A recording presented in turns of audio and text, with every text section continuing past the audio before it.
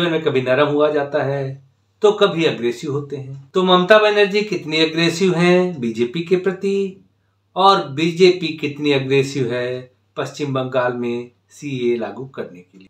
ममता बनर्जी का कहना है कि सीए लागू नहीं होने दूंगी पश्चिम बंगाल में, और अमित शाह कहते हैं कि सीए लागू करके रहेंगे। अब किसकी बात होगी सत्य? अमित शाह की बात अमिट होगी या ममता की घुसपैठियों के साथ ममता? दिल्ली में बीजेपी का पत्ता साफ होगा या 2025 में पश्चिम बंगाल में ममता की सत्ता चली जाएगी? नमस्कार, आप देख रहे हैं अपनी बात अनिल के साथ। वीडियो में आगे बढ़ूं आप सभी से अनुरोध है कि वीडियो को लाइक कर दें, मित्रगणों में शेयर कर दें और चैनल को सब्सक्राइब कर दें यदि अभी तक नहीं किया है तो। सच क्या है यह तो जनता बताएगी जब ईवीएम का बटन दबाएगी। आज मैं आकलन करूंगा कि क्या संभावनाएं हो सकती हैं। आकलन सही हो इसकी गारंटी देना भी मुश्किल है, क्योंकि यह कभी भी बदल सकता है, ठीक उसी तरह से जैसे नेता दल बदल लेता है या फिर पलट जाता है अपनी बात से। मैं पलट नहीं जाऊंगा इसकी गारंटी भी नहीं लेता, लेकिन इतनी गारंटी अवश्य है कि उतनी जल्दी नहीं पलटूंगा जितनी जल्दी नेता पलट जाते हैं। नेता सत्ता के लिए पलटते हैं, लेकिन हम गूगल की तरह मार्ग परिवर्तित हो जाने पर दोबारा आकलन करने का प्रयास करते हैं। ममता बनर्जी को भी एक दिन मायावती बनना है? यह प्रश्न मैं क्यों पूछ रहा हूं, यह मेरे दिल में क्यों उठा? मेरे इस कथन का अर्थ आप लोग लगा करके मेरा अनर्थ करें उससे पहले मैं अपने अर्थ का अर्थ बता देता हूं। वैसे आप लोग महसूस कर रहे होंगे कि मायावती आजकल बीजेपी के लिए खुलेआम बैटिंग तो नहीं करती, लेकिन एक्शन तो ऐसा ही करती हैं जो बीजेपी के पक्ष में हो। यह बात तो ठीक है, लेकिन मायावती ऐसी करती क्या है और क्यों करती है आप नहीं जानते? मायावती की आय से अधिक की संपत्ति का मामला, क्या कहा आपने, वो बंद हो गया है? जी हाँ, आपने सही कहा, लेकिन बंद कब हुआ और क्यों हुआ?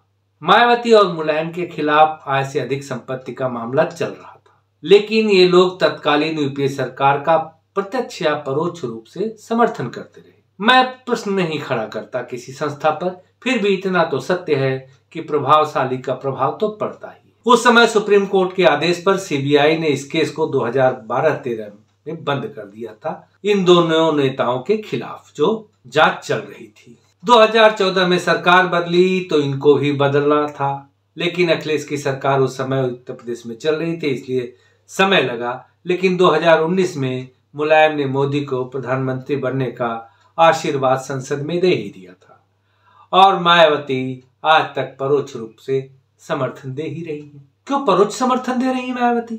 आपको पता है ना कि बंद हुए मामले कभी भी खुल जाया करते हैं, लेकिन इस मामले से ममता का क्या लेना देना है ना? ममता बनर्जी कुछ दिनों पहले अपने सांसदों के साथ मोदी जी से मिली थी, जिसमें उन्होंने 2022-23 का मनरेगा का एक भी पैसा न मिलने का मुद्दा उठाया था, और उन्होंने बताया कि आवास योजना का पैसा भी बंद कर दिया गया है, फाइनेंस कमीशन का भी पैसा नहीं मिल रहा है। इन सारी शिकायतों को लेकर के वो मोदी जी से मिले थे। आपकी जानकारी के बता दें, 10 दिसंबर को कुछ पैसा ट्रांसफर हुआ था, फिर अतिरिक्त किस्त मिली है और हर महीने की 10 तारीख को दिया जाता है, तो अगला पैसा 10 जनवरी को मिलेगा फाइनेंस कमीशन का। तो क्या नहीं मिलेगा उनको? मनरेगा और प्रधानमंत्री आवास योजना का पैसा अभी नहीं दिया जाएगा। यह मामला कलकत्ता हाईकोर्ट ही पहुंचा था जनहित याचिका के रूप में, लेकिन नतीजा कुछ नहीं निकला। केंद्र सरकार का मानना है कि मनरेगा के पैसे में भ्रष्टाचार हुआ है, आवास योजना का कार्यान्वयन भी निष्पक्ष तरीके से नहीं हुआ है, यह पात्रों को नहीं मिला है, बल्कि अपात्र लोगों या टीएमसी के कार्यकर्ताओं या समर्थकों को प्रधानमंत्री आवास योजना का लाभ मिला है। पश्चिम बंगाल भाजपा ने केंद्र को इसकी शिकायत की तो केंद्र सरकार ने मनरेगा के खर्चे का विवरण मांगा, और जब खर्च का हिसाब किताब मांगा गया तो ममता सरकार के अधिकारी गोल गोल जलेबी बनाने लगे थे। अब आप जानते हैं कि जलेबी पूरा गोल ठीक से बनती नहीं है, तो उनकी रिपोर्ट भी जलेबी की तरह ही बनी। अब इस जलेबी को बनाने के चक्कर में पैसा भी जलेबी की तरह घूमने लगा, यानी अटक गया। अब 20 दिसंबर को ममता पीएम से मिली तो पीएम ने कहा कि ठीक है, हम दे देंगे, हमें कोई ऐतराज नहीं है, लेकिन एक बार क्लियर होना चाहिए, जो दुविधा है दोनों जगहों पर वो साफ हो जानी चाहिए। पीएम ने कहा मैं दे दूंगा पैसा, आप जाइए और अपने अधिकारियों को बोलिए कि मेरे अधिकारियों के साथ मिलकर बैठक करें और जो उसमें ऑब्जेक्शन है उसको दूर करें, अर्थात पैसे के खर्च का ब्यौरा दे दें, तो फंड रिलीज हो जाएगा। आरोप लगा है कि मनरेगा का पैसा डमी खातों में गया है, ऐसा कहा जा रहा है। अब यदि पैसा गलत जगहों पर गया है तो निश्चित रूप से फंड नहीं मिलेगा। ऐसे में राज्य सरकार जो केंद्र की परियोजनाओं पर अपना लेवल लगाकर सहानुभूति बटोरा करती थी, वह कैसे मिलेगी? वो नहीं मिलेगी। तो इससे बीजेपी को क्या मिलेगा? बीजेपी को इतनी जल्दी नहीं मिलेगा। और बीजेपी 60 टर्म का खेल खेलती ही नहीं, चाहे वह अपने हो या पराए, किसी के साथ। अब वसुंधरा राजे सिंधिया को साधने के लिए 5 साल सरकार से दूर रहे।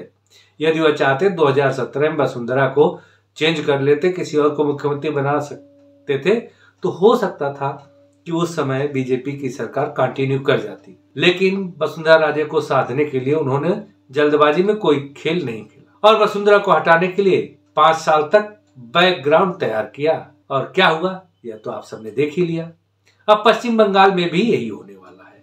ममता बनर्जी सफेद साड़ी और चप्पल पहनकर राजनीति कर सकती है, लेकिन उनका भतीजा ऐसा करता है क्या? नहीं करता है ना। पार्थ चटर्जी किसकी सर पर काम करता था, लेकिन चालाक ममता ने उसे ऐसे निकाला जैसे उनका इस घोटाले से कोई लेना देना ही ना हो। लेकिन क्या यह संभव है? तो क्या ममता के उपद्रवी अब भी साथ देंगे उनका? यही तो ममता के उपद्रव का बदला लेने के लिए बीजेपी ने प्लान बना लिया है। यह प्लान कितना कारगर होगा, इसका टेस्ट लोकसभा चुनाव में पहली बार होगा। मेरा मानना है कि ममता पर शिकंजा कसने की तैयारी हो चुकी है। अब इंतजार है कि यह उनके जाल में फंसती कब है। मायावती की तरह सार्वजनिक प्लेटफॉर्म पर तो गरजेंगी, लेकिन बीजेपी के प्रति नरम रुख करना पड़ेगा इनको एक न एक दिन। और उनके इस रुख को नरम होने में कितना समय लगेगा यह वक्त बताएगा। फिलहाल मैं अपना रुख बदलता हूं यानी नरम करता हूं। हाँ, यदि आपने वीडियो को लाइक कर दिया, चैनल को सब्सक्राइब कर दिया है, तो मिलेंगे अगली वीडियो में। तब तक के लिए नमस्कार, जय हिंद।